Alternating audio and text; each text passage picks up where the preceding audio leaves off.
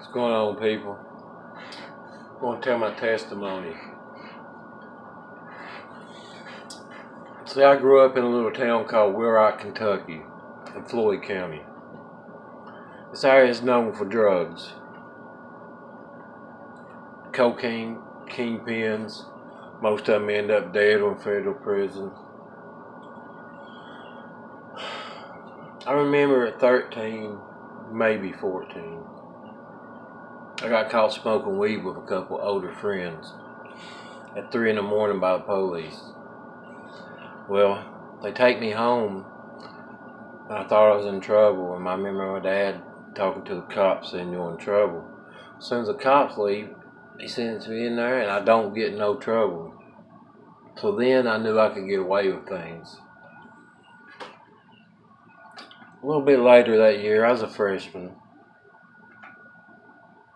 I remember getting high and drinking, taking a few pills on the way to school with some older friends. I got out of the vehicle to walk in school. I blacked out, fell under the school bus. Scared me straight a little bit. I got suspended. I remember my dad coming to get me because I'd had some pills on me, saying, "You didn't get caught with those pills, did you?" I said, "No." He said, "Come on, let's get out of here before you get in trouble with that." So I go home. I didn't get in no trouble.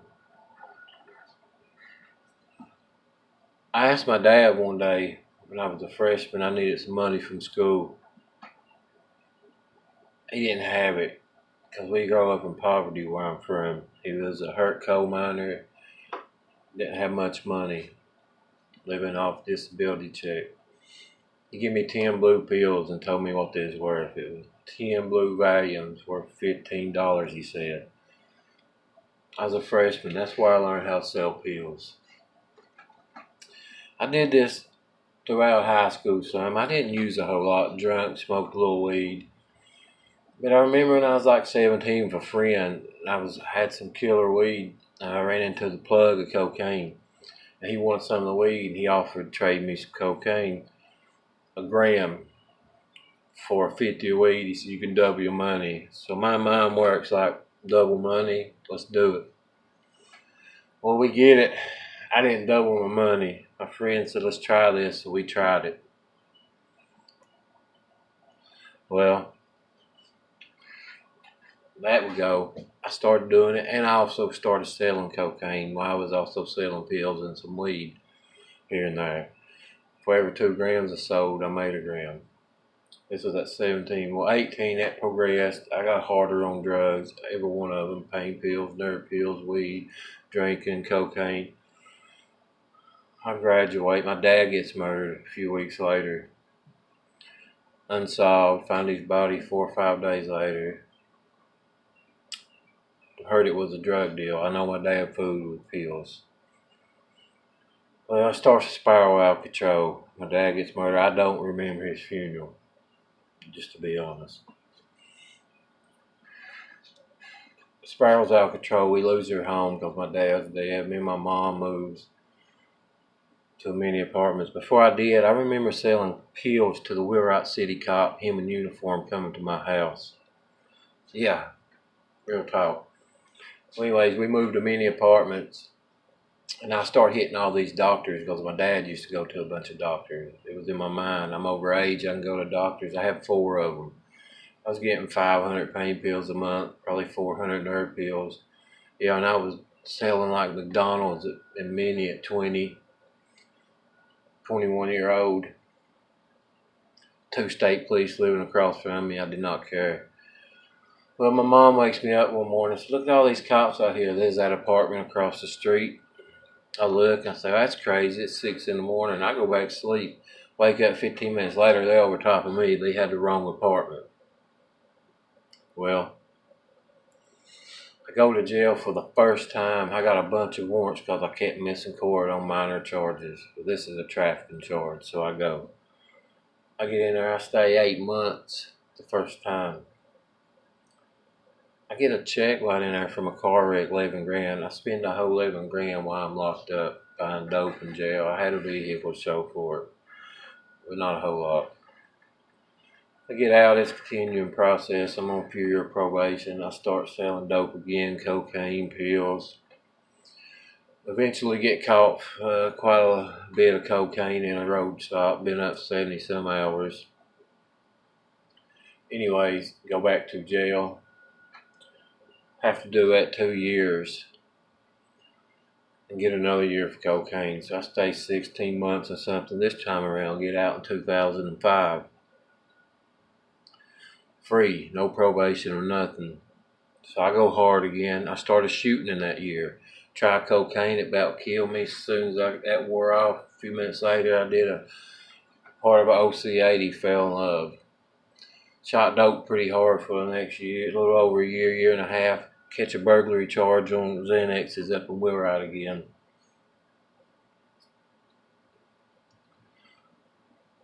Throughout all these years, in the past 4 or 5 years that passed, I lost a boy who lived with us for 15 years, my brother. My dad, tied blanket, a friend killed himself. My last papa died. My first cousin got killed. So many deaths. It was just so much trauma coming in. I kept numbing it. Well, back to the burglary charge. I rob a dope man up Wheelwright. He ran a poker house. I go to jail facing another 5 to 10. He drops the charges. I offer to pay this amount of money and go to treatment. I go, do good in treatment for 3.5 months. Get out, go on a run from probation again. They gave me probation. Within 2 months, I went and turned myself in at the pro office with a toothbrush and a towel. Dope keistered, no doubt. Knew I was going geeked out on coke. They walked me to the jail. I get drug court. God keeps looking out for me, see? Well, I get drug court. Stay sober 6 to 8 months on that, then start taking Ultra, making all kinds of money working for Dish Network, $1,200 a week. Life's going good. Sober most of the time. Get caught doing Ultra, so I get back sober. But I get laid off and move back to Wheelwright, and I'm 45 minutes from drug court. I have to go drug test. I don't have the gas to do all these things. Haven't sold dope in a year. So I make one drug deal. 5 OC-40s, 7/10 cocaine, 10 green Lorsets. Dude wore wire on me. First drug deal made in a year. Got a wire roll on me. Get hit for PFO, 2 and 3 trafficking charges, facing 45 years. Libby Hall, a woman who I just met earlier on drug court doing meetings at McDowell, comes to the jail and posts my bond, $4,500 cash. Hardly knew this woman. Somebody showed me some love. I get out, stay out, wait for my sentence, do pretty good. They offer me 6 years. I take it. Here's where my prayer started. I was praying about 3 things. See, my mama got hit in a drug roundup. My girlfriend was strung out, and I was faced with 45 years. And I met this Libby Hall, and she kept saying, pray about it, smiling all the time, happy. I'm thinking, what's wrong with this woman? She crazy? Well, I tried it. I prayed about 3 things. My mom getting out of jail, my girlfriend going on treatment, and me not getting that loan. They all came true. I got 6 years. My mom got released. My girlfriend went to long-term faith-based treatment. I tell everybody I'm grateful to do this 17 months locked up all across the state, prison, regional jails. They shipped me everywhere because I had time to sit and study scriptures. I was wondering what this Libby Hall woman had. Well, I was in there. I remember calling home, quoting scriptures to her. She's like, Lord God. And I went up for parole like 16 and a half months in, and in front of a bunch of different people from jails at the parole board out in Paducah. They took us all there to meet. I told them, if I make parole, I will hit my knees and thank God in front of every single one of these hard convicts. I was the first one to make it out of 7 that went in front of me. I walk out and hit my knees. I go to a halfway house, get out, go back to Wheelwright, trap, do pretty good for a couple months, get on alternate progressives, get strung out again, start running to Florida to doctors, make quite a few trips, getting thousands of pills, getting so strung out, doing 20, 30 Roxy 30s a day, It's like candy. Anyways, all that continued for a year and a half, couple of years. Libby Hawk, back in the picture, Libby Hawk comes to my house in Wheelwright while I'm selling dope and sits on my porch and has a Bible study with me. She never gave up hope. So I go to church. And for the next year, I do pretty good. I got baptized on Easter 2012, but I'm taking Suboxone and smoking weed. And go for like a year. She gives me the money to move out of Wheelwright. I moved to Prestonburg. I'm far away from the church, which was a bad idea now I look back. I get down Prestonburg and get other connects. Heroin connects, out of Dayton, black boys, killer heroin. I'm getting great deals, buying 30, 40 grams at a time, doing a lot. Get so strung out. I watched so many people OD in my house. I sold dope to this girl also. She died that day.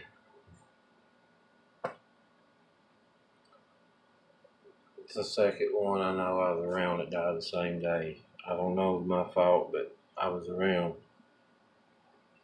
Well, I get strung out real bad for the next couple of years down in Prestonburg.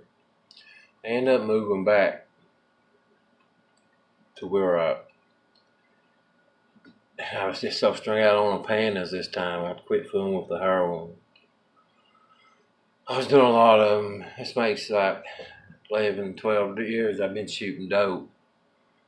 I don't even know how I'm still alive. But anyways, it progresses. My girlfriend gets on Suboxone and quits shooting up, and I still shoot up for 8 or 9 months. I don't know how she put up with me. Well, my mom dies of cancer.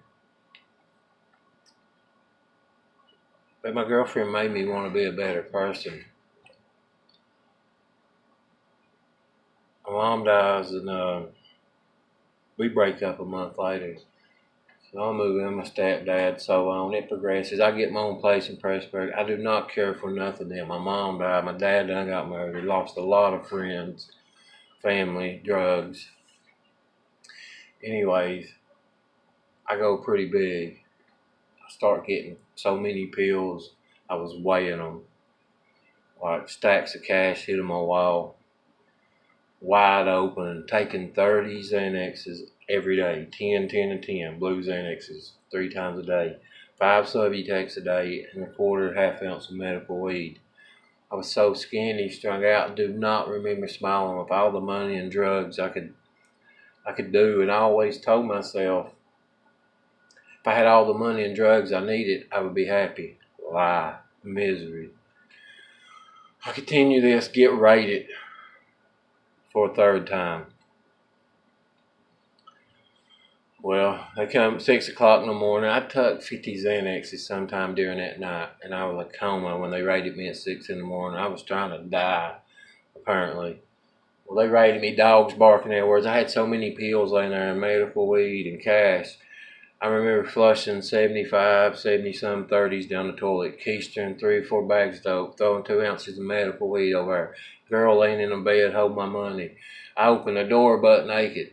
The cops come in. I reached down and grabbed my bottle on a rotten and eat like 15 in front of them. I dropped a Subutex in the floor. I reached down and grabbed it and took my mouth. They didn't know what to do. They was just looking at each other.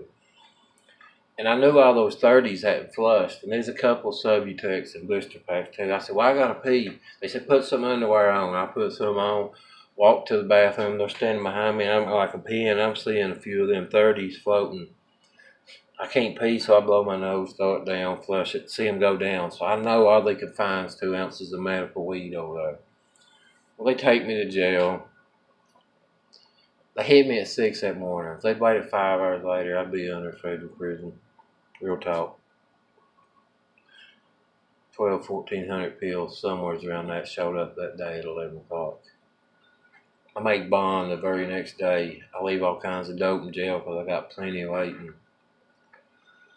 It's all chaos, but see, here's where it starts to change. I make bond, go right back within 2 weeks. But I went into a psych ward 3 days before I went back because I was so strung out. I went right back I detoxed so hard in jail I don't remember 3 weeks. They wheeled me out in a wheelchair and Max. I woke up, locked down in a visitation room, fought with the guards. They took 2 cans of mace, one on my arm, one on my private parts, and unleashed them. It was the worst pain I ever felt. We was fighting. Then they locked me down, put a catheter in me because I wouldn't pee for them, left me with mace on me. It was a mess. It was hardcore. I make bond again, go right back, stay in there, and go in front of the judge and say, Judge, strung out 170-some pounds, broke, facing so much time, worried about the feds getting me because they'd tapped my Wi-Fi when they raided me over all these pills coming in. Even these 20-year state charges. I had so many charges. I was broken. I asked the judge while my lawyer was talking to the prosecutor on Suboxone from jail. Your Honor, won't you let me go to a faith-based treatment long term? Thank God for Tom Smith in that seat. He showed me some grace. He said, you know what? I don't want to knock anybody from treatment. We'll see what we can do. I know a woman named Libby Hall. Libby again. 3 days later, I was going to treatment. Had no clue where. Just gratitude. Grateful to go. Go to art. Spiritual training going on down there. It's a spiritual kingdom. Anyways, go to ARC. I humble myself. I make beds. I take trash out. I do my chores. I want something different. I've been broken. I do phase 1 at Belgrove. Met great people. Randall Craft, convict, real cat. Down there doing peer support. Love that dude. I do phase 1 there. I go to Sanibel. Humble myself even more because I didn't get a phase 2 bed at Belgrove. I thought I deserved it, right? Well, I made the best out of it. I learned from Pastor Grider. Big influence in my recovery, spiritual and everything. I know recovery. I know so much through that man. So grateful. I took notes. I asked questions. I started praying. He told us we had the authority to pray, to try to cast demons out of people. Not demons out of mouths, physical, mental demons. Well, phase 2 comes up there. I'm going to get interned. I deserve it. Nope. We send you to a transition house where we don't really want nobody to go because things not going so good down there. Send me. I go down there and we blossom in that community through Grace culture. We started feeding homeless, helping Dave do that, running Grace Cafe, giving people rides, just beautiful things going on down there. All this treatment. I met a woman who asked me to pray for her husband. He's dying full liver shutting down.